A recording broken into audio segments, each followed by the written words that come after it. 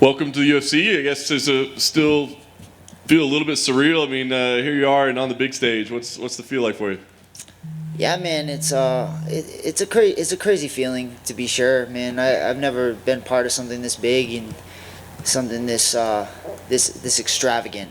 Yeah. The word, you know what I mean. So it's crazy, but as the fight part, like, it feels like the same old thing I've done most of my life. You know what I mean. I've been fighting 15 years training all different types of martial arts. So that part's the same, man. When we go in there, it's gonna be a war, and I can't wait, man. I can't wait. Nice. How did the whole process happen? Because obviously, it was a surprise to a lot of people. Not that you weren't on the radar, but just that it happened so quick.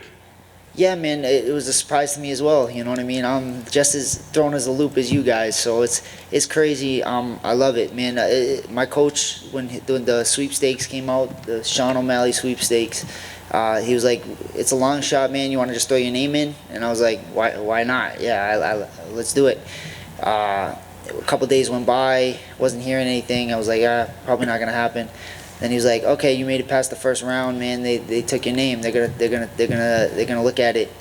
Within 15 minutes, I was getting DMs from random people telling me I'm gonna get knocked out and get beat up, and I was like, "Oh man, what are you guys talking about?" 5 minutes after that, he called me back and was like, "Yeah, man, we got it. Just get ready, cut the weight, and let's go show the world who I am."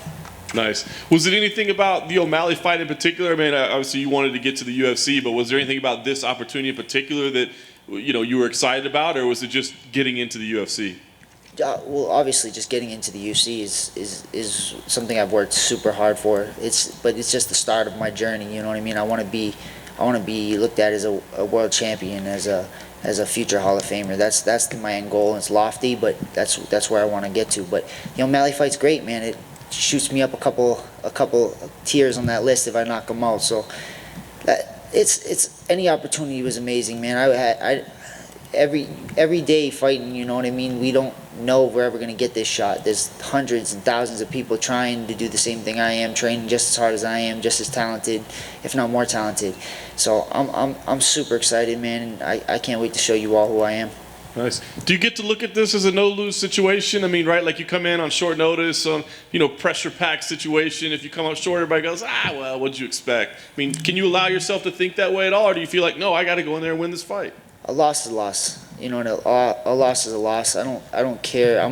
My whole life I've been super competitive. I'm a very competitive person, and I'll never be happy with a loss. Whether it's on 10 days notice, I'm a fighter. I'm always ready to fight. And if I can't fight 15 minutes on a day's notice or 10 days notice, then I shouldn't be here. Nice. Last thing for me, I mean, for a lot of people, this is probably going to be the first time they ever see you fight. So if they're looking at this fight card and they're going, who is this kid? I don't know what it is. Why should they tune in? What are they going to see when you fight? Why they should tune in? They should tune in because I'm the most exciting fighter that this roster is gonna have on the card. I'm coming to bring a war the entire time, and win, lose, or draw, there will be blood, and I can't wait. Kris, over here, other side.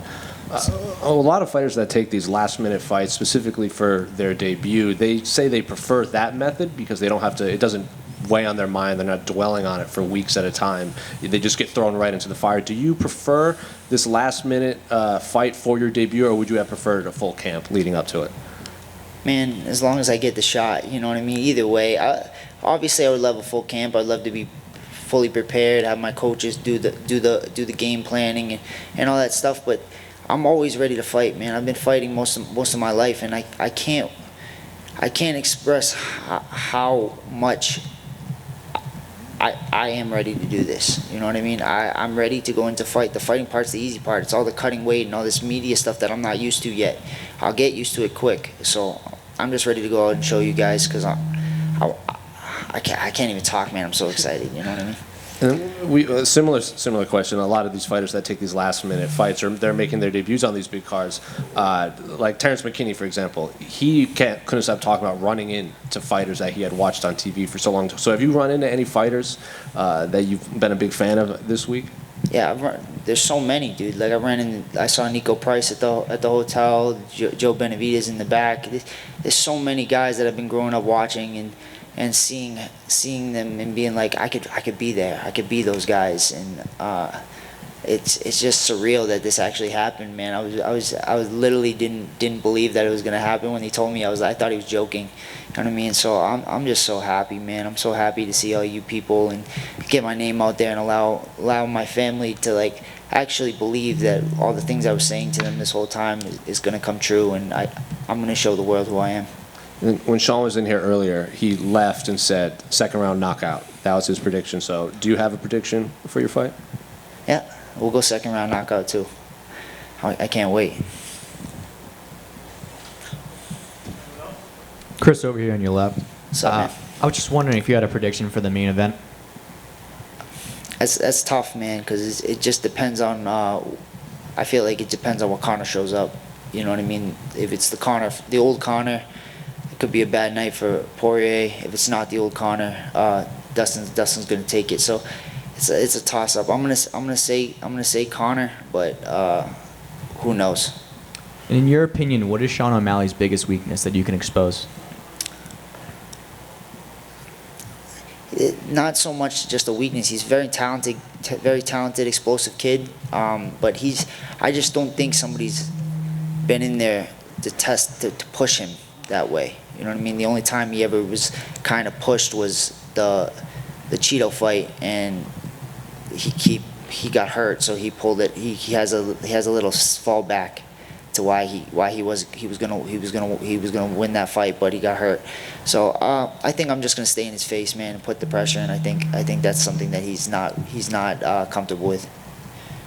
And the UFC signed you specifically for this fight. I'm just curious, did you sign a one-fight deal, or should we expect to see you back in the octagon after Saturday night?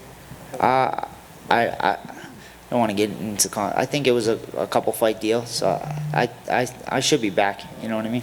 All right, thanks, Kris. Thank you. Kris. When you reference your having a great fight and everything, is there any fight for people who haven't seen you fight that you would say they should search for on the internet and watch that would represent the kind of fighter you are? Yeah, you should watch my last couple fights. I fought for lower promotions, the CES and CFFC. My last fight at CFFC was a little over a month ago. So you guys can check that out on get Fight Pass or whatever it is, because man, I've been putting on great fights my entire career, and I fought some of the best talent outside the UFC, and some of them are in the UFC now. Like I fought Manny Bermudez when he was in the UFC in my amateur career, and then I fought Tony Gravely not too long ago in a crazy fight. So I've been fighting some of the better dudes in the country for a very long time.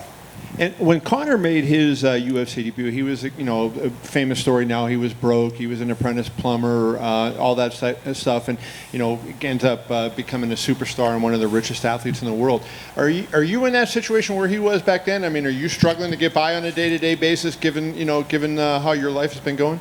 No, I'm not broke. I wasn't broke before. I had a job where I was working 80 hours a week, and literally this beginning of June, I decided, I was like, I'm all done with this. I'm not working 80 hours and I don't care about this money. I decided I'm gonna quit. I'm gonna quit my job. Beginning of June, I started teaching at different schools and started just trying to build a personal training.